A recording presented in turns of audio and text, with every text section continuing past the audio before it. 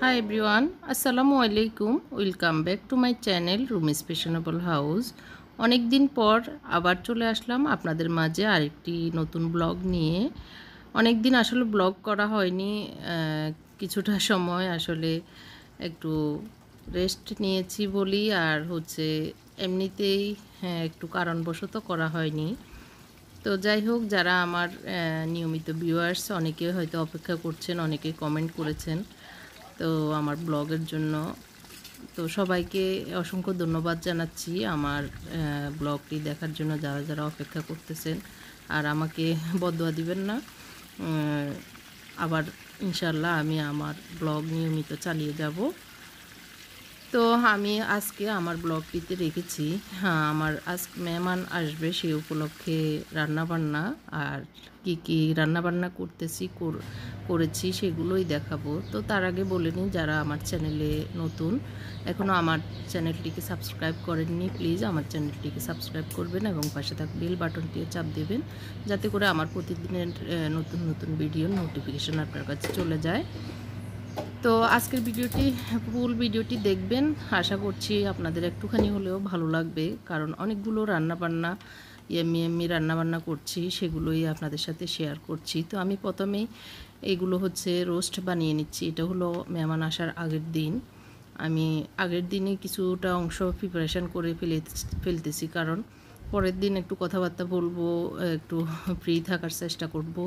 সেজন্যই আমি আগের দিনই মোটামুটি এগুলো এগিয়ে রাখছি, মানে কষিয়ে রাখছি। আমি প্রথমে একটু চিংড়ি মাছ দু পেঁয়াজু করে রেখেছি, জাস্ট কালকে গরম করে একটু কড়াইতে নেড়ে গরম করে ভেজে দিব।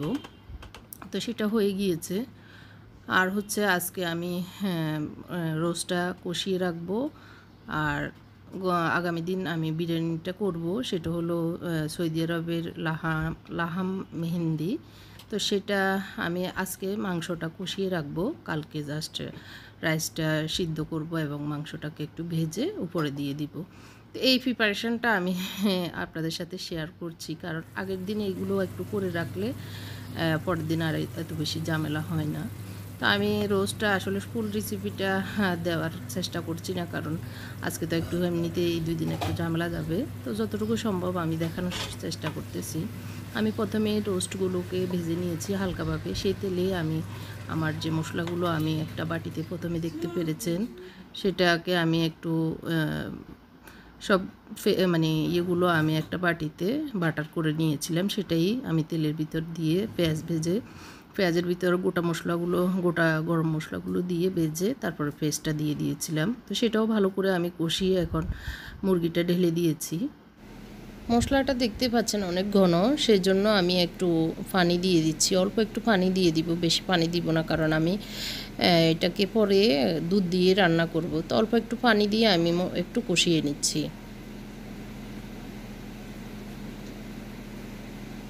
নেড়ে চেড়ে আমি এটাকে ঢাকনা দিয়ে দিচ্ছি।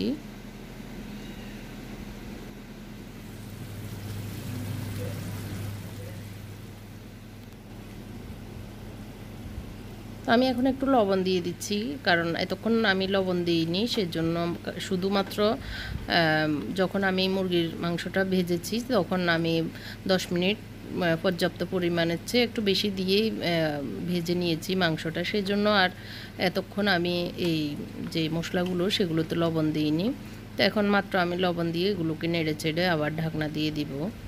তো এইভাবে আমি আজকের জন্য এইটুকু, আর একটু কষানো হলে মানে একটু ভালো করে বলক আসলে আমি নামিয়ে রেখে দিব, কারণ এগুলো মানে আগামী দিন আমি দুধ দিয়ে বাকি যে রান্নাটা সেটা করে ফেলবো। এই যে বন্ধ করে দিচ্ছি, এভাবে আজকে থাকবে, কালকে আমি বাকিটা করব। আর এই ছাগলের মাংসটা সেটা আমি কষিয়ে রাখছি, সেটা দিয়ে আমি বিরিয়ানি রান্না করব। এটাতে মাংসটাতে আমি যা যা উপকরণ লাগবে সেটা দিয়ে আমি কষিয়ে রাখবো। এখন মাত্র চুলাতে বসিয়েছি। আর এটা আমার যে দেশি মুরগির রোস্ট যেহেতু বানিয়েছি, সেটার অনেকখানি হাড়গুলো বেরিয়েছে, তো সেগুলোকে আমি ছোট ছোট টুকরো করে ভালো করে ধুয়ে ক্লিন করে রেখেছি। আর এটাতে আমি একটু পেঁয়াজ, টমেটো, সরি, পেঁয়াজ, লবণ, গরম মশলা এবং যে মাংসের মশলা সেগুলো দিয়ে, হলুদ, মরিচ, লবণ এগুলো সব দিয়ে কষিয়ে এখন আমি হাড়গুলো দিয়ে দিচ্ছি, কারণ এগুলো আমি কষিয়ে রেখে দিব। পরে আমি যখন সকালবেলা বা বিকেলের নাস্তা খাবে রুটি দিয়ে, তখন আমি ডাল দিয়ে রান্না করব। এই জন্য এগুলোকে একটু রেডি করে রাখছি। যেহেতু আজকে তো মেহমান আসবে না, কালকে মেহমান আসবে, সময় আছে, এই জন্য এটাও আমি রেডি করে নিচ্ছি। জাস্ট আপনাদের সাথে শেয়ার করছি। এভাবে আপনারাও করে নিতে পারেন। হাড়গুলোকে এভাবে কষিয়ে ডিপ ফ্রিজে রেখে দিলে 2 ভাগ বা 3 ভাগ বা পুরোটাই করে রাখলে এভাবে নিয়ে ডাল দিয়ে রান্না করলে মজাই লাগে। তো এখন পরের দিন সকালবেলায় যে আমি দুধ দিয়ে, পেঁয়াজ, বেরেস্তা দিয়ে এগুলো রান্না করে নিয়েছি। আর আমার খাসির মাংসটাও কষানো হয়েছে। আর এই পেঁয়াজ, কাঁচামরিচ, ধনিয়া পাতা এগুলো কুটবো একটু পরেই। মোটামুটি প্রিপারেশন এখন সকালবেলা 8টা, সাড়ে 8টা এরকম টাইম। তো এই টাইমে আমি এগুলো কুটে নিচ্ছি। আর রোস্টটা যেহেতু আগে থেকে রেডি আছে, জালও দেওয়া লাগবে, সেই হিসেবে এগুলো করে নিয়েছি। ডিমটা সিদ্ধ করে নিয়েছি, সকালে উঠে ডিমটা বসিয়ে দিয়েছি। আর এখন আমি একটু ব্যালেন্স করার জন্য চিনি দিয়ে দিয়েছি 1 চামচের মতো। যেহেতু আমার এখানে 12 পিস মুরগির মাংস, সেই হিসাবে আমি 1 চামচ দিয়েছি। 1 চামচ থেকে একটু কম দিলেও হয়, আর যার যার রুচি মতো দেওয়া যায়।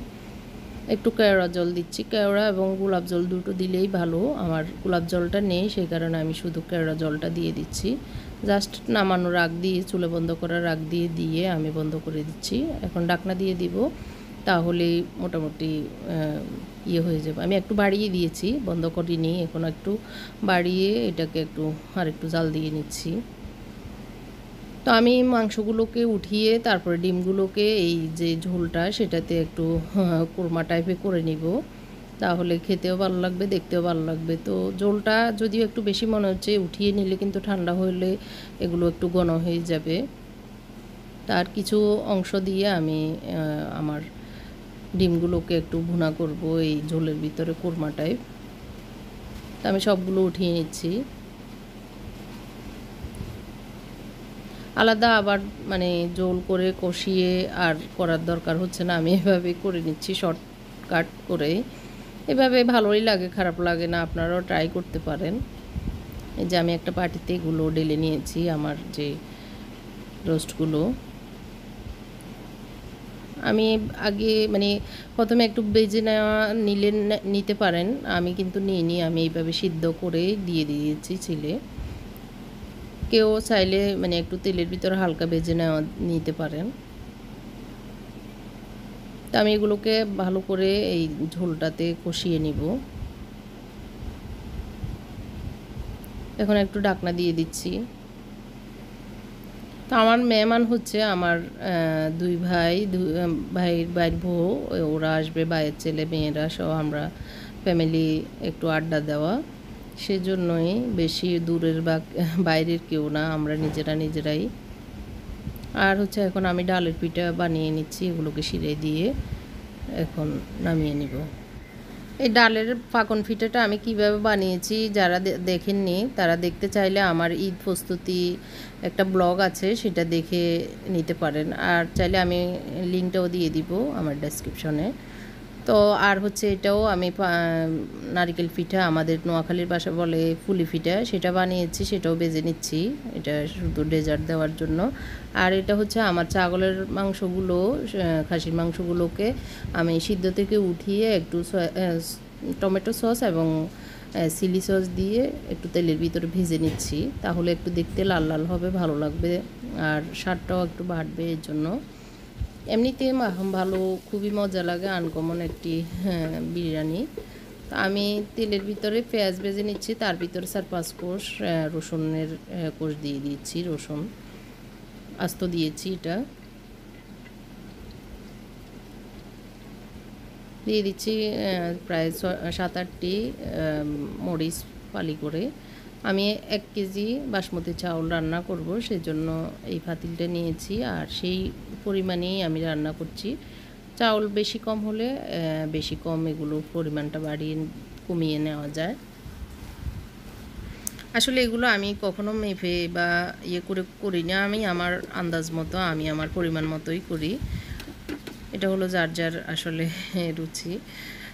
তো আমি 1 কেজি এখানে বাসমতি রাইস যেগুলো পাকিস্তানি সেটা নিয়েছি, পুরোটাই দিয়ে দিয়েছি।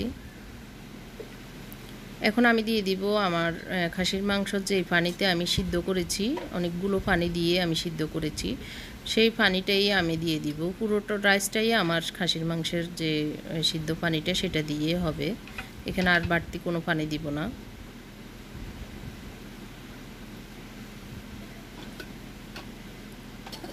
এখন আমি লবণ পরিমাণ মতো লবণ দিয়ে ঢাকনা দিয়ে দিব। আর এই যে মাংসটাও ভেজে রেখেছি,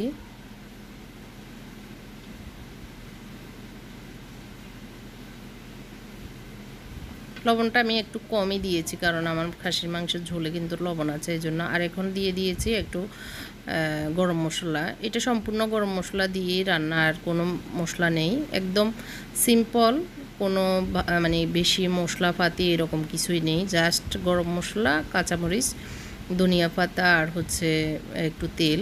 বেশি তেলও না কিন্তু, অনেক বেশি যে তেল দিয়ে রান্না হয় বিরিয়ানি সেরকমও না। তো আমি একটু বলক আসার পরেই ধনিয়া পাতাটা দিয়ে দিয়েছি, একটু বেশ খানিক বেশি দিয়েছি ধনিয়া পাতাটা।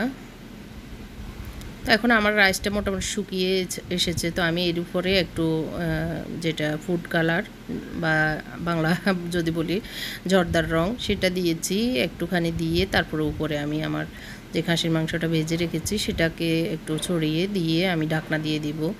একদম ডিমি আছে, আমি একটু একটা তাওয়া নিচে দিয়ে দিয়ে দিব প্রায় আধা ঘন্টার মতো, যতক্ষণ পর্যন্ত এটার ভাস্প উপরে ভালো মতো না ওঠে ততক্ষণ পর্যন্ত আমি বসিয়ে রাখবো।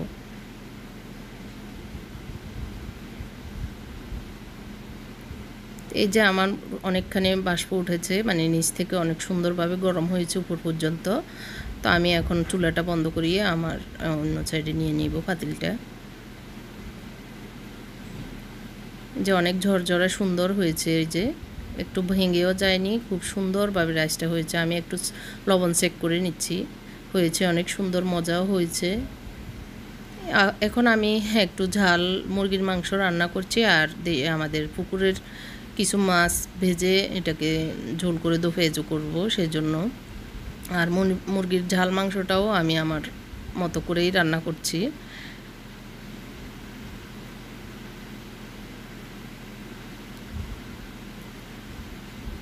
এগুলো রান্না করছি বিরিয়ানির সাথে, তো এগুলো যায় না, তারপরে রান্না করে নিচ্ছি। যদি আমার ভাইয়ের বউ এরা রাখতে চাইবো, ওরা যদি থাকে রাতেও খেতে পারবে, মানে দুপুরেও দিব, যদি খায় তো খাবে, না হয় রাতেও খেতে পারবে, এই জন্য করে রাখছি।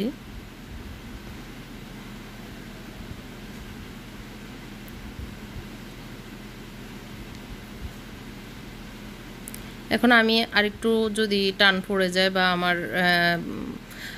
ইয়েরা বাতি যারা যদি ওই বিরিয়ানিটা খেতে না চায়, সেজন্য আমি একটু পোলাও বসিয়ে দিচ্ছি রাইস কুকারে। তো আমি পানির ভিতরে একটু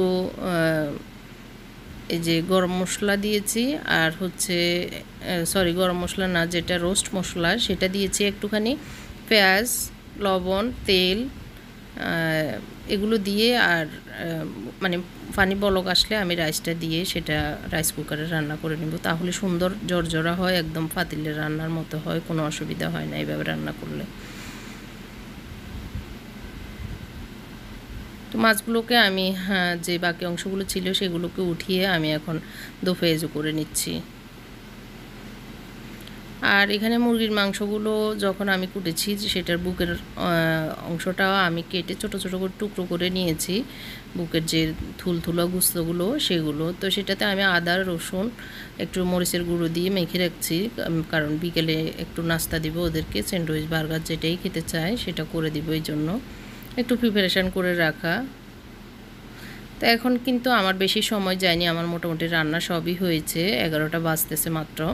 একটু পেঁয়াজ বেরেস্তা ছিল, সেগুলো আমি মুরগির মাংসের উপরে দিয়ে একটু নেড়ে চেড়ে ঢাকনা দিয়ে দিচ্ছি পানি দিয়ে। তো এইভাবে করলে আসলে তেমন একটা ঝামেলা নেই। আমি এখন একটু পরেই এগুলো রান্না করে শাওয়ার টাওয়ার দিয়ে রেডি হয়ে যাব, সবাই আসবে। তো এখন আমি দু পেঁয়াজটাও করে নিচ্ছি। মুরগির মাংসটা হচ্ছে পাশের চুলোয়, লবণ চেক করে নিচ্ছি।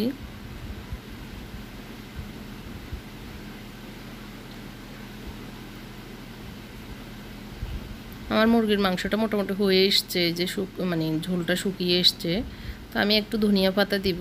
ধনিয়া পাতা দিলে মুরগির মাংস আমার থেকে ভালোই লাগে, সবুজ সবুজ দেখতে।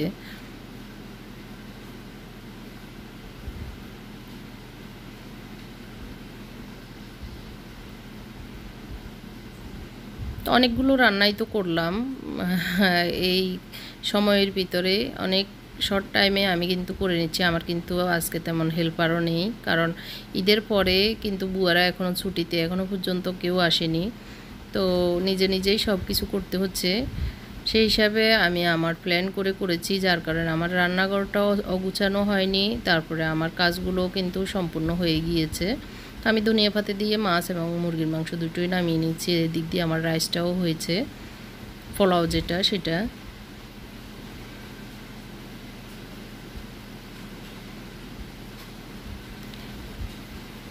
তো এগুলো সবগুলোকে আমি গুছিয়ে রেখে এখন শাওয়ার দিতে যাব। আমার ঘরটাও গুছানো হয়েছে, আমি ফাঁকে ফাঁকে ঘরটাও গুছিয়ে নিয়েছি। এই যে আমার সবগুলো নামিয়ে এইভাবে রেখেছি, তারপর টেবিলে সার্ভ করব যখন তখন, তো সুন্দর করে দিব। রোস্ট, ফাঁকন পিঠা, পুলি পিঠা, ডিমের কোরমা, চিংড়ি মাছ, চিংড়ি মাছের দু পেঁয়াজু, খাসির মাংসের লাহাম মেহেন্দি, আর হচ্ছে এদিক দিয়ে একটু পেঁয়াজ ধনিয়া পাতা কুটা আছে, এগুলো অতিরিক্ত রয়ে গিয়েছে এই জন্য। এই যে সবাই এসে গেছে, এখন গল্প, খেলাধুলা, নামাজ সব সেরে নিচ্ছে, আমি খাবার টেবিলে দিব।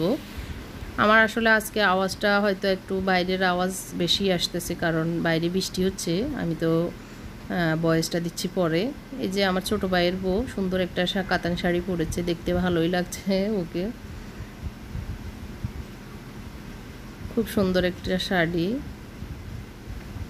একটু শ্যুট করে নিলাম। এখন টেবিলে যাব, সবাই খাবে, নামাজও পড়া সবার শেষ, এখন টেবিল সাজানো। আমরা অনেকক্ষণ গল্প গুজব করেছি এর আগে সবাই আসার পরে। এই যে টেবিলে এইভাবে দিয়েছি, সিম্পল, বেশি হয়তো বেশি কিছু না।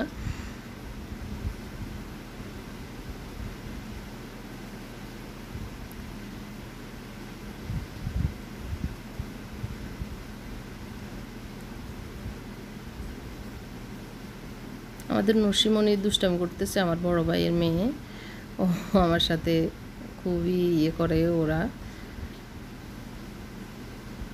তো এই যে হ্যাঁ, সব টেবিলে রেডি, সবাই বসবে। তো আই হোপ আমার আজকের ব্লগটি ভালো লেগেছে আপনাদের একটুখানি হলেও। এখন আমরা বিকেলবেলা সবাই, বৃষ্টি, টুপটুপ বৃষ্টি পড়েছে, তো এর ভিতরে ছেলেরা সবাই ছাদে উঠেছে একটু বল খেলবে, কারণ মাঠে যেতে পারতেছে না। এই যে মাঠ দেখা যাচ্ছে, পাশেই মাঠ। তো বৃষ্টির কারণে ওইদিকে যেতে দিইনি, ওপরে ছাদে পাঠিয়েছি, একটু খেলবে, খেলে তারপর বাসায় যাবে। তো আমরাও উঠলাম ওদেরকে দেখতে, কি অবস্থা, কোনো পড়ে টড়ে যাচ্ছে কি না। তো আসলে টাইলসের উপরেই পানি, আমরা আসলে নিয়ে যেতে চাচ্ছি বলে, যে পড়লে কিন্তু মাথা ফেটে যাবে। তারপরে আসলে ছেলেরা এরকম সুযোগ পেলে তো ছাড়তে চায় না, খেলতে চায় ওরা। তো আমরা একটু ঘুরে ঘুরে আমার ভাবি, ছোটো ভাইয়ের বউ, ওদেরকে দেখাচ্ছি বাইরে, মানে চারিদিকের প্রকৃতিটা। তো খুবই ভালো লাগছে। এই যে নামি যেমনই দুষ্টামি করতেছে।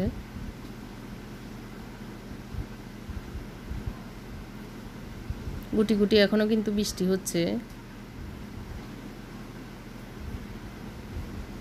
তো এখন বড়রাও যোগ দিয়েছে, ওরাও খেলে তারপরে একটু পরে যাবে, আমরা চলে যাচ্ছি বাসায়। তা এখন এসে আমরা আসরের নামাজ পড়ে চা খাচ্ছি। চাটা খেয়ে আবার পাকন পিঠাও খাচ্ছি, কারণ খাওয়ার আগে একটু খেয়েছে, এখন আবার দিয়েছি। তো এখন সবাই এসে যার যার জামা খুলতেছে। তো আমার আজকের রান্না কোনটা বেশি ভালো লেগেছে আপনাদের, বা আমার ভিডিওটি আজকে কেমন লেগেছে কমেন্ট করে জানাবেন। সবাইকে ধন্যবাদ জানাচ্ছি আমার ব্লগটি দেখার জন্য। আল্লাহ হাফেজ।